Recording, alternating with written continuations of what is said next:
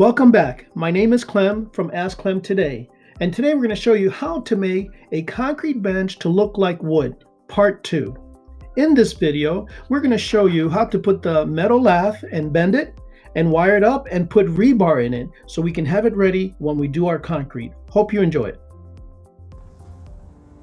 Alright guys, so we went ahead and cut the sheet. This is the leftovers, and this table that I'm working on is 20 inches wide by 5 feet long. So what I did was I cut this at 5 feet because now we're going to fold the edges in order to give it some durability, some strength along the edges by bending it just like we did the edge of the top of the base. Let's go ahead and bend the longer edge first. So what I'm going to do is, I don't want my bench to be 20 inches long, wide. So I would like to see it probably around maybe either between 16 to 18 inches. This being 20 is a perfect size table because I can do it right here. So what I'm going to do is I'm going to pull this out a little bit this way, and then I'm just going to use the edge to bend down my screen. Boom. So now I'm going to do is flip this around and then squeeze it down tight. Boom. So here I have that. Okay. Now I'm going to use my ruler. See where my 18 is at.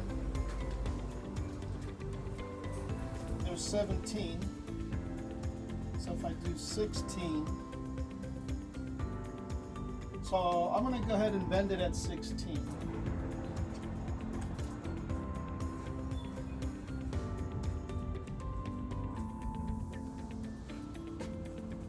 I'm going to use tape.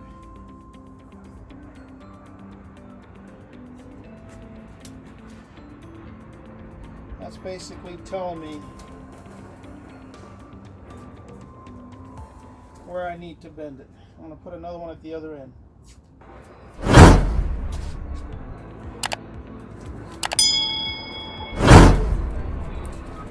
Alright, put my gloves back on. Sometimes it's hard to take the tape off, find the edge of the tape with gloves. I'll put this gently here so I won't cut that plastic. I'm going to do the same thing. Bend it over. Again, it doesn't have to be exact because it's going to look like a piece of weathered wood, and weathered wood is not exactly the same height. So there you go. So let's see what we're looking at here. 16 inches wide. That's plenty enough to put somebody's behind. And remember, we're going to grow probably about an inch on both sides. So 16, 17, 18, so it'll be about 18 inches wide. And so I bent this one so we have an idea, right? So now I'm going to bend it back again because I want to be able to have probably about an inch, inch and a half lip that I would like with this here too. So now that I know that's where my 16 is at, again, don't want it perfect. I'm going to bend this to make it just a little bit thicker, just in that area. So now, don't worry about this guy because eventually either one or two things, you can either bend it downward.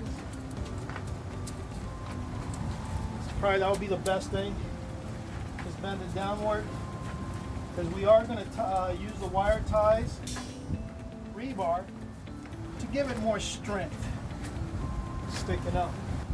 So I'm going to bring it to the camera. Basically what I'm doing, I gave it about an inch. So once we put our concrete, it'll probably grow, like I said, 1.5 inches, 2 inches, somewhere around that over. I don't want this edge too straight. I want to have some variations. Because I want to make it look, it's got jagged. I don't want it straight, bottom line. Because if you make it straight, it'll just be too perfect. We don't want it perfect. Using my table as a guide, so I won't lose where my edge is at, I'm going to straighten this guy out again. And I want to be able to just bend it right where that inch is at. Just having overlap about an inch over the table. So you notice I'm holding it.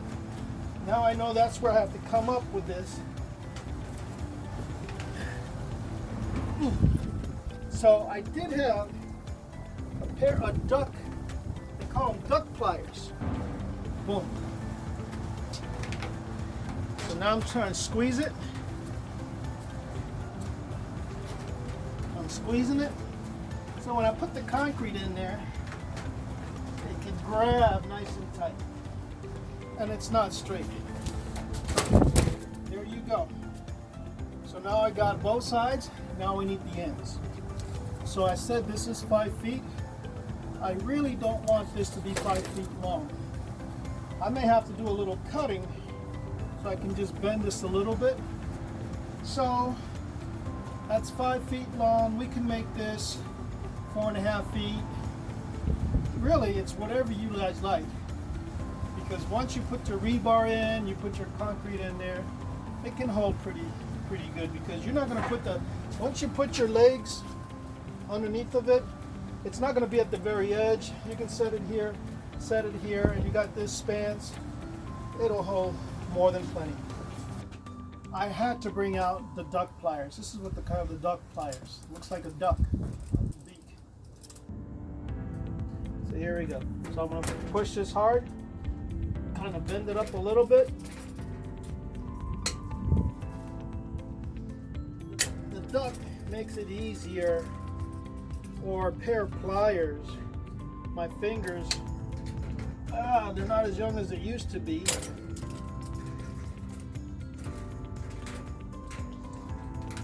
I'm able to bend that. So now that's bent. We're gonna go ahead, push it down, clamp it, and now we're gonna go ahead, clamp it one more time and bend it up. Bend it up. Doing just a little too much. So I'm bringing it back down, using the table as a fulcrum.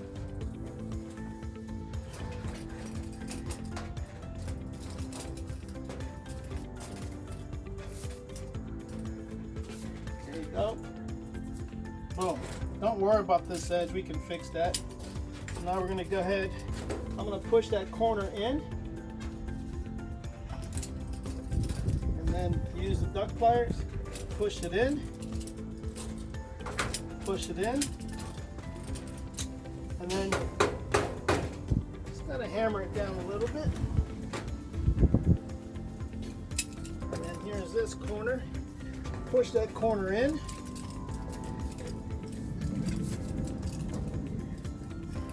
Squeeze it. Fix this corner. Boom. So, in the camera,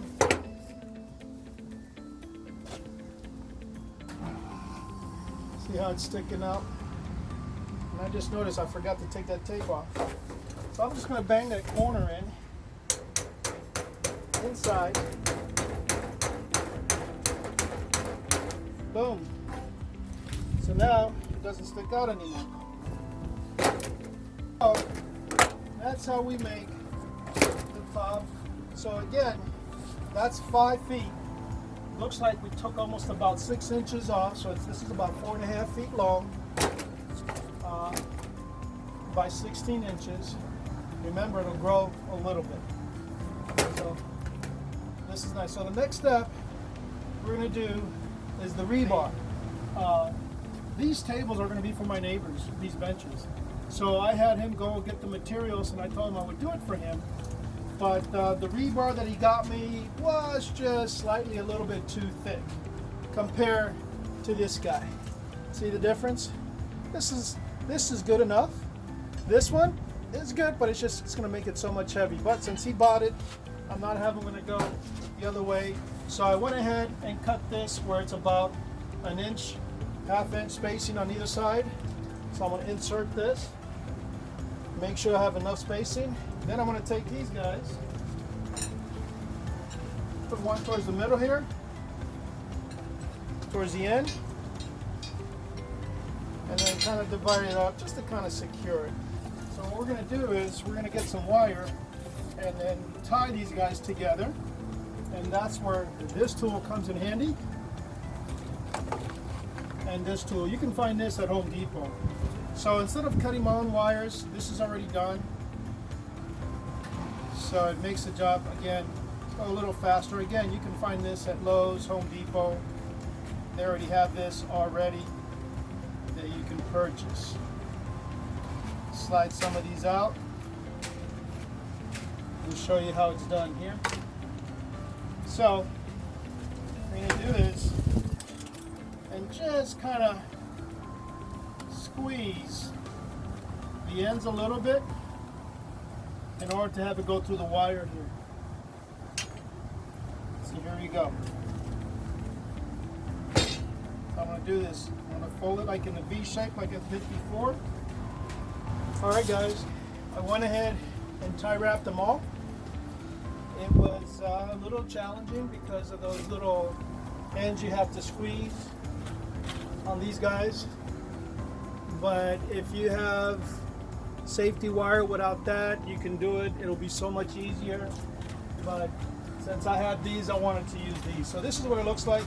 I started to put the rebar on the top, but because of this bar being so the heavy gauge, I decided to go ahead and put it in the bottom so I can use less concrete, because I don't want this to be super heavy.